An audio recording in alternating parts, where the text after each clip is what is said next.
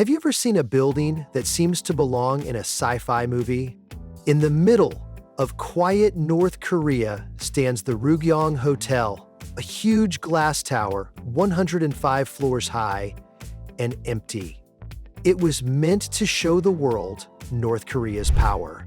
But instead, it became a $750 million mistake, a ghost building, a dream that never came true. Why was it built? Why has no one stayed there for over 30 years? This is a story about pride, power, and a project gone wrong. If you like strange places and broken dreams, like the video and subscribe to Built to Collapse, where we share the stories of big ideas that didn't work out. The birth of a dream. To understand the Ryugyong Hotel, we have to go back to the 1980s.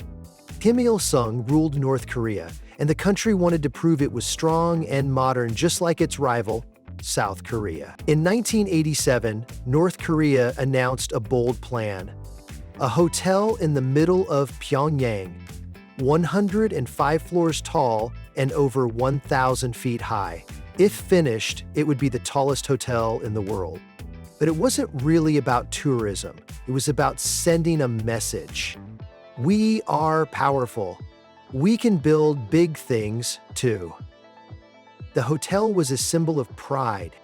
But as you'll see, pride can build big things that never truly stand. The ambitious design.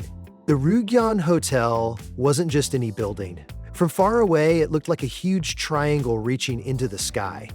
With sharp sides and a pointed top, it looked more like a spaceship than a hotel, something from a sci-fi movie. The design was bold. North Korea planned 3,000 rooms, 5 spinning restaurants at the top, with views of the whole city and all the luxury you could imagine. They wanted it to impress the world and bring in tourists and business. At over 1,080 feet tall, it would be the tallest hotel in the world. That's why it shocked people. North Korea, not known for tourism or big buildings, was trying to build something amazing. The name Ryugyong comes from an old name for Pyongyang, meaning capital of willows. But over time, people started calling it something else. The Hotel of Doom. Construction begins. At first, construction moved quickly. Workers were busy and big machines helped build the hotel floor by floor. The Ryugyong Hotel rose higher every day. To people in Pyongyang, it looked like progress, like something great was coming. But behind the scenes, things were falling apart. North Korea's economy was weak. Building a hotel this big needed a lot: steel, glass, money, and skilled workers, and the country didn't have enough of any of it. By 1992, after 5 years, the outside of the hotel was done. All 105 floors stood tall. But then, everything stopped. Why? Because the Soviet Union collapsed, and that was North Korea's main trading partner. Without their support, the economy crashed. There was no money left, the project was abandoned, the hotel became a giant, empty shell, silent and unfinished in the heart of the city. Or Tower of Silence. For 16 years, the Ryugyong Hotel just stood there, quiet and empty. No lights, no guests, no workers. Just a giant, lifeless tower watching over the city. People in Pyongyang started calling it names like the Ghost Tower or the Phantom Hotel. It didn't feel like a hotel anymore. It felt like a dream that never came true. Foreign reporters were even harsher. Some called it the worst building in the world. Tourist photos showed the tall triangle standing alone, with no windows or signs of life. At night, it looked almost scary, like something from a horror film. North Korea was ashamed. They tried to hide it, removing it from maps and official photos as if it didn't exist. What was meant to show the country's power had now become a public symbol of failure, one the whole world could see. A second chance? In 2008, something unexpected happened. A company from Egypt called Orascom showed interest in the forgotten hotel. They were already working in North Korea and offered to help fix the Ryugyong Hotel. They started by working on the outside. Shiny glass panels were added, making the tower look new and modern. At night, colorful LED lights lit up the building with moving patterns and pictures. For a while, people thought the hotel might finally open. It looked alive again, not like a ghost anymore. In 2012, during the 100th birthday of Kim Il-sung, North Korea proudly showed off the new look of the hotel. From the outside, it looked beautiful, but the inside told a different story. The elevators didn't work, the rooms weren't finished, nothing inside was ready. It was all just for show, like putting clothes on a mannequin. The dream looked close, but it was still out of reach. More delays and disappointments. After all the excitement in 2012, things slowed down again.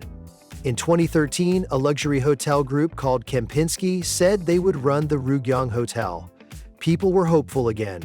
Maybe this time, the hotel will finally open. But just a few months later, the deal was canceled. No one explained why. And once again, the tall tower was left waiting, quiet and empty. Today, the Ryugyong Hotel still stands in Pyongyang. From far away, it looks shiny and modern, but on the inside, it's still unfinished. No guests, no working rooms, just empty space. Some people say it would cost too much money, maybe hundreds of millions of dollars, to finish it, money that North Korea doesn't have. Others believe the hotel was never really about guests. It was more about showing off, a symbol of power, not a place to stay. Why it all went wrong. So how did something that started with big dreams fail? The biggest reason was money. North Korea simply didn't have enough to keep going. Building a skyscraper that tall costs a lot, not just at the start, but all the way through. You need high-quality materials, skilled workers, modern tools, and constant funding. North Korea didn't have any of that. But there were other problems too. The country is cut off from the rest of the world. There's not much outside help. No big companies are willing to invest. Their building methods were old and their goals were too big. North Korea wanted to compete with cities like Dubai or New York, but they didn't have what it takes to do it right. It was more about showing off than making something real. In the end, dreams and pride weren't enough. The Ryugyong Hotel became a symbol, not of success, but of trying too hard and falling short. It stands today not as a hotel, but as a quiet lesson in what happens when image matters more than reality. A ghost tower in a quiet city. If you visit Pyongyang today, you'll still see the Ryugyong Hotel standing tall. In the sunlight, it shines. At night, its LED lights glow like it's alive, but it's not. No one goes in. There are no tours, no visitors, no weddings, no events, just an empty shell. People in the city walk past it without saying much. It's just part of the background now, a huge reminder of a big dream that never became real. Some say the building looks amazing, others say it feels cold and strange, but one thing is clear, no one can ignore it. The cost of failure. The Ryugyong Hotel cost around $750 million. That's a huge amount for a country where many people don't have enough food or medicine. People often ask, what if that money was used for homes, hospitals, or schools? What if it helped the people instead of building a hotel that no one uses? To many, the tower isn't just a failed project. It's a missed chance to help real lives. What the tower teaches us. The story of the Ryugyong Hotel isn't just about a building. It's about what happens when dreams grow too big to handle.